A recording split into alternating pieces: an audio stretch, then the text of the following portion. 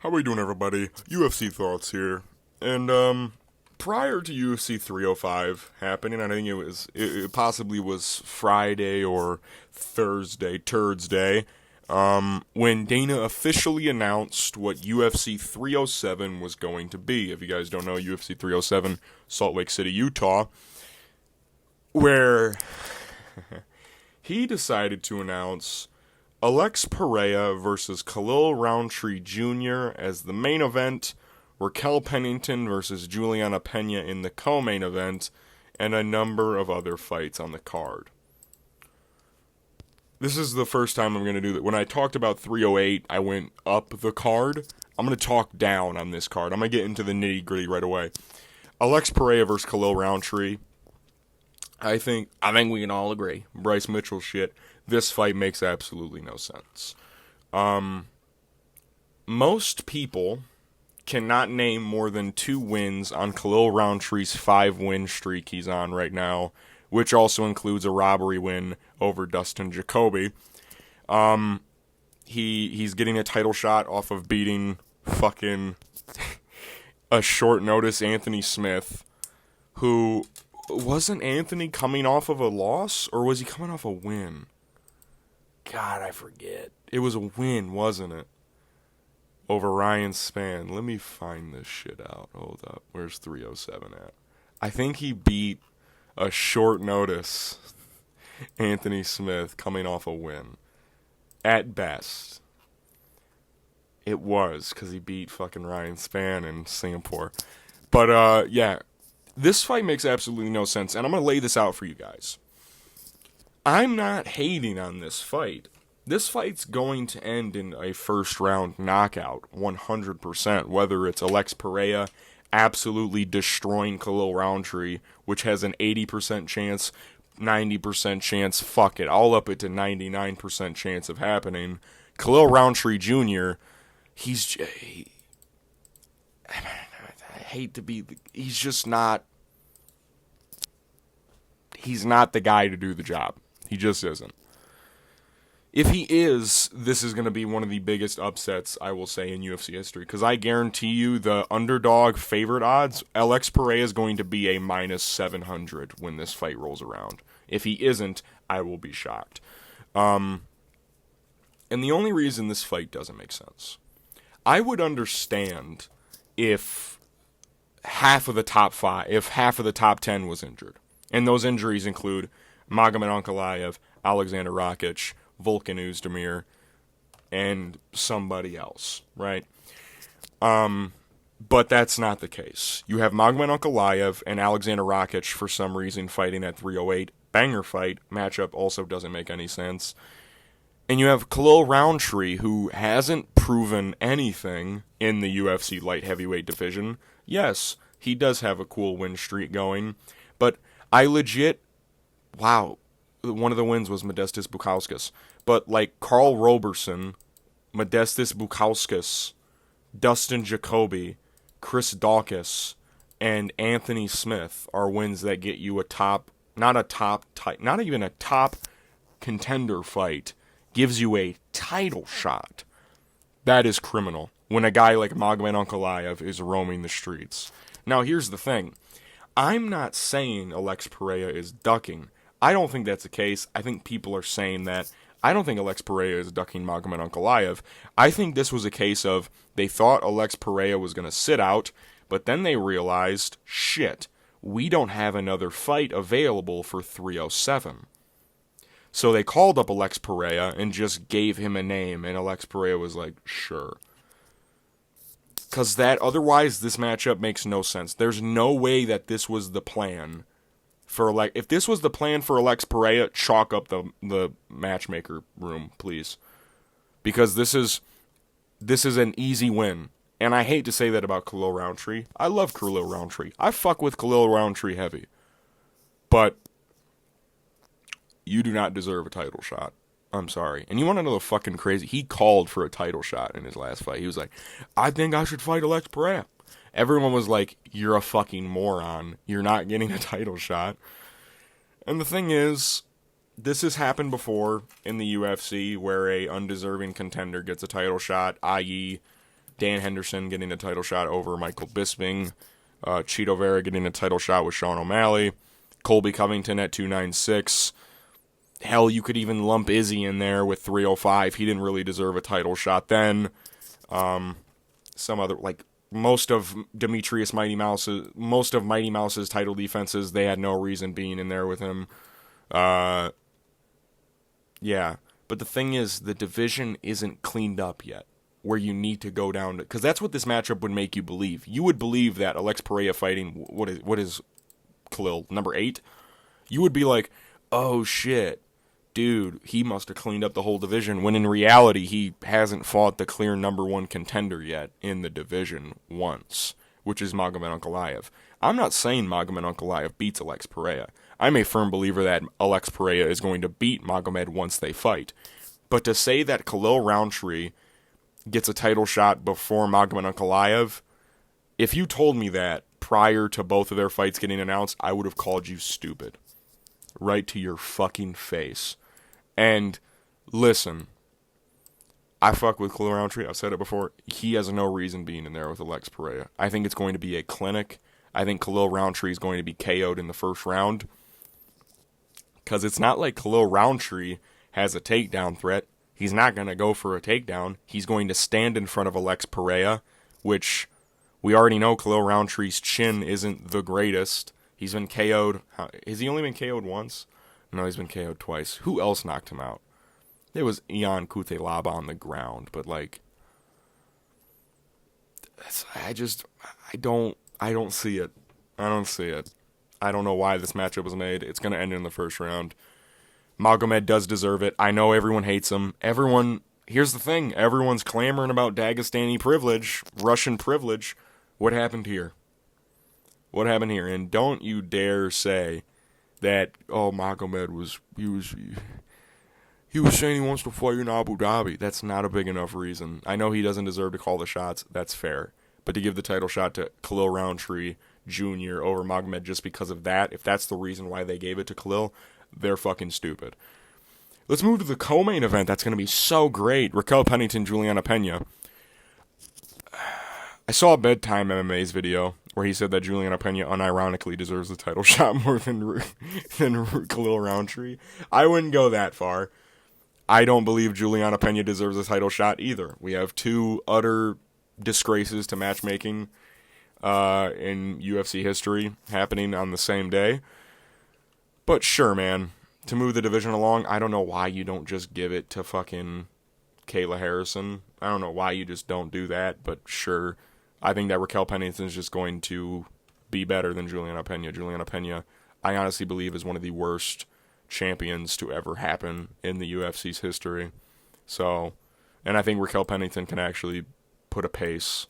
And this is going to be in Salt Lake City. Juliana Pena's DDP-esque. I can't compare her to DDP anymore because DDP's he actually looked really solid on it. I don't think I said that enough in my recap. I don't think I said it at all. DDP honestly looked pretty solid on the feet with his kicks and shit. With his pace as well. And in the pocket exchanges, he was so awkward that it was so good. But yeah, Juliana Pena, you're dog shit. I would say it to your face. I don't care. You're fucking awful at fighting. But can't wait to see her lose to Raquel Pennington and have to pretend that Raquel Pennington is the apex of that division when a girl like Kayla Harrison's roaming around. I think Raquel Pennington's just going to beat the shit out of Juliana Pena. The only way Juliana Pena wins this is by sub. And how many times has Raquel Pennington been subbed in her career? Because that was one of the only reasons that I almost went. She's only been subbed once. Who's the person that subbed her? Fucking Kat Zingano in fucking 2012. Not happening. Juliana Pena has been submitted by Jermaine Durandamy. Get the fuck out of here. We move to another fight that got announced. Wonderboy Thompson, Joaquin Buckley. Amazing matchup. Honestly, does make sense rankings-wise. This is one of the better matchups rankings-wise in recent memory in recent UFC. Because what is Buckley, 12? Is he 12? He's 11, and Wonderboy's 9. So this is going to propel Joaquin to that top 10 status. I think at Salt Lake City, this matchup's going to be very interesting because I do want to see how Joaquin Buckley, because I imagine what Joaquin's going to do is going to shoot a blast double leg and get Wonder Boy down to the ground. That's what I think his game plan is going to be. I wonder how his gas tank's going to hold up because Wonder Boy is old. He's like, 41? I think on the feet, Wonder Boy will have a tiny technical advantage, but honestly, I think Joaquin Buckley could outstrike Wonder Boy with his Mike Tyson-esque approach where he just fucking Lil Mac just just swinging wild overhands and throwing kicks way out of range. I think we can see him land some stuff on Wonder Boy, be awkward enough. But yeah, I think Joaquin Buckley times takedowns pretty well, and this guy was able to make Vicente Luque quit, so I imagine he can make other people quit as well. So yeah, great matchup. I do think that Joaquin probably will win this. Wonder Boy can win it because Joaquin's chin is kind of bad, but it's not like Wonder Boy's fucking one-shotting people anymore. I don't think he's ever one-shotted anybody besides his debut where he like threw the left straight or whatever it was where he brought his lead leg over and knocked him out with the head kick. But yeah, I don't know if Wonder Boy has the power or the just the finish threat to get Joaquin out of there, especially when it gets to the ground. But we'll see. Come fight night, we move. This fight's been already announced. Movsar Evloev, Aljamain Sterling. Oh, by the way, with the Wonder Boy Joaquin Buckley, I did put that in my in my fight maker, so cool. Movsar Evloev, Aljamain Sterling. Very interesting matchup. I think that this fight honestly has a high chance of playing out on the feet. If I'm being honest, I think that Movsar Evloev, if they do try and grapple with each other, Movsar's takedowns are better than Aljamain Sterling's, but I do know Aljamain Sterling's jiu-jitsu is significantly better than Movsar Evloev's, and we've seen how jiu-jitsu guys are able to do against Movsar Evloev, i.e. a Diego Lopez, and Diego Lopez is a bigger guy, but Aljamain Sterling's more like thick, you know what I mean? Thicker than Diego Lopez, and Aljamain, I assume his cardio's doing pretty... He fucking ragdolled Calvin Kattar for as long as that fight went. Movsar probably does the same... Probably not as dangerous, but does probably the same takedowns against a guy like Calvin Kattar. Probably has more success on the feet, too, because Movsar's striking, honestly, is a bit underrated. But I think Aljamain's going to out-awkward Movsar Evloev on the feet. We've seen Hakeem Dawodu jabs rock a guy like Movsar Evloev, and Aljamain Sterling does have a decent number of power. And I've seen Aljamain Sterling get a round or two off of Petr Yan on the feet. So, you know, I know styles make fights, but I think getting a round over Petr Yan is pretty fucking solid, if you ask me. But what's the size difference? I don't have my slides made for this yet. How tall are the comparisons going to be for this fight? Where's it at? Aljo. Aljo's what, like 5'9"? He's 5'7". Movsar's 5'9", ain't he? He's 5'7". Damn, they're the same size. Does Aljo have the reach advantage? He doesn't. Movsar has like 1.5 over him. Very interesting matchup. I think that the grappling, if it does happen, will be super entertaining to watch. I don't think this is going to be like a bore fest. I think we're going to see weird positions, kind of like Ray Saruya versus Carlos Hernandez-esque, where it's just like the scrambles are fucking nuts and you're like, what is going on? But yeah, I do think this fight will be awesome. We move to another fight that got announced yesterday. Roman Dolidze versus Kevin Holland. Kind of like a what the fuck type of matchup. When Vegas 95 rolled around, Tybura Spivak 2, we saw that Chris Curtis was in a boot and he pulled out of the fight with Kevin Holland. They probably scrapped this up last minute. Roman Dolidze, I don't really like this matchup for a Kevin Holland. I don't really like it because I think Roman Dolidze is going to just outsize Kevin Holland. And we've seen what happens when Kevin Holland fights dudes who are just like more middleweight than he is. He kind of just gets taken down and crumbles a little bit. And I know Roman Dolidze, his takedown entries are shitty, but he's a fucking strong guy. He's a very strong man. And I've seen Roman Dolidze get into a incredible position over a guy like Jack Hermanson, which I know was kind of a fluke, but it was very skillful what he did getting the calf slicer into the back mount. But, yeah, I don't know. Kevin Holland, I think he just doesn't care anymore. Roman Dolidze isn't that great, but I think that he will beat Kevin Holland most likely, because I just don't know if Kevin Holland's heart is in it as much. I will be rooting for Kevin Holland very hard. Pause. What the pause? Holy shit.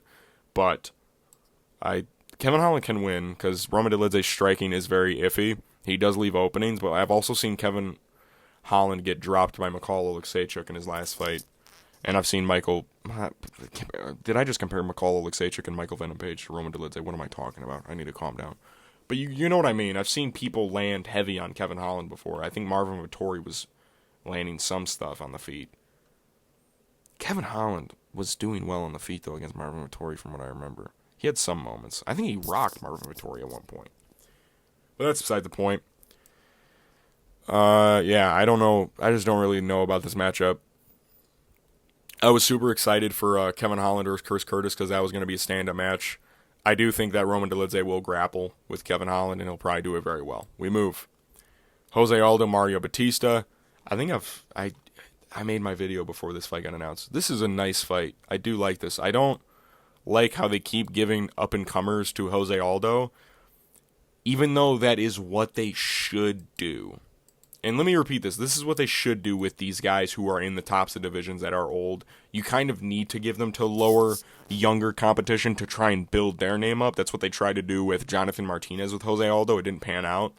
Sadly, I love Jonathan Martinez. He was one of my boys, and he got fucking absolutely cooked. He'll be back. Mario Batista, I just, like, I don't know what he's going to be able to do against Jose Aldo, because Mario Batista arguably lost on short notice to Damone Blackshear. And we've seen that's not like a great thing anymore when Montel Jackson KO'd him with one punch. I know Mario Batista isn't like a knockout artist or anything. He's a very well-rounded guy. But I don't know. Is Mario Batista going to have a Marab-esque performance in Salt Lake City? I don't think so. Fuck no. I think it's going to be very weird to watch because it's kind of just like fucking Mario Batista, Jose Aldo. If anyone said that matchup like 2 years ago, I'd be like, what the fuck are you chatting about, bro? What the fuck are you talking about? Even now, I'm like, why the fuck are these guys fighting? I think it will be cool to watch. I think Jose Aldo has a chance to have another performance. I think Jose Aldo probably will beat Mario Batista. Because Mario Batista, I still think, is just a little bit unproven. He did get into the rankings by beating Ricky Simone, and we've seen that beating Ricky Simone nowadays just isn't all that what it's cracked up to be. You know, but he is on a crazy win streak. The last time he lost was what? The Corey Sandhagen fight, I want to say? Was it that fight? He lost to Corey? Yeah. It should be cool. It will be a very fun fight, but I don't know. Mario Batista does also train with Sean O'Malley and those guys in Arizona, so maybe he's improving on the daily, but we'll have to see. We move. Carla Esparza versus Tisha Pennington. Do you guys really want me to do a breakdown for this? I'll answer it for you. We move. Caitlin Vieira versus Kayla Harrison. I'm joking. Carla Esparza, Tisha Pennington. I don't care about this fight at all. I thought Carla Esparza already retired after the Zhang Wei Li demolition job that happened at 281, but apparently she didn't. So we have to see her fight Tisha Pennington, which will probably go to decision. I'm probably going to pick Tisha Pennington. Tisha Pennington arguably won her last fight, which was Tabitha Ritchie, I believe. Where is it fight at? Are they strawweights? They are strawweights, aren't they? They are. Where are they? I think it was Tabitha Ritchie. Yeah, it was Tisha Pennington. Yeah, I don't know. I don't really give a shit. I want to talk more about this fight. I just think that Tisha Pennington's going to be able to defend takedowns and outstrike her, because Carla Esparza's striking is pretty piss poor. So, yeah. We move. Caitlin Vieira versus Kayla Harrison. most likely going to be Kayla Harrison ragdolling Caitlin Vieira. Caitlin Vieira kind of was a fighter that if you wanted to sound hardcore, you'd be like, watch out for Caitlin Vieira, dude. She's gonna become the champ. And we've seen now that she's not that great. She isn't that great. I remember she got beat. Didn't she get knocked out by Irene Aldana? She did. She did get fucking slapped. Get fucking slapped! I'm joking. Get fucking slapped! It was like a left hook, I think. But then there was like, when she was on her high streak, she just lost to like Raquel Pennington. Which isn't that bad of a look now, but it's like her last win was Pannie Kianza, and then she had the very weird decision with Holly Holm. Very boring. I just like, what's her takedown defense? 93? Okay. I forget that she looks like a man, so she might... Dude, we got two men fighting. We got Caden Vieira versus... No, not Caden. Because Caden is Kayla. Kayla is Caden Harrison. We got Caden Harrison versus fucking...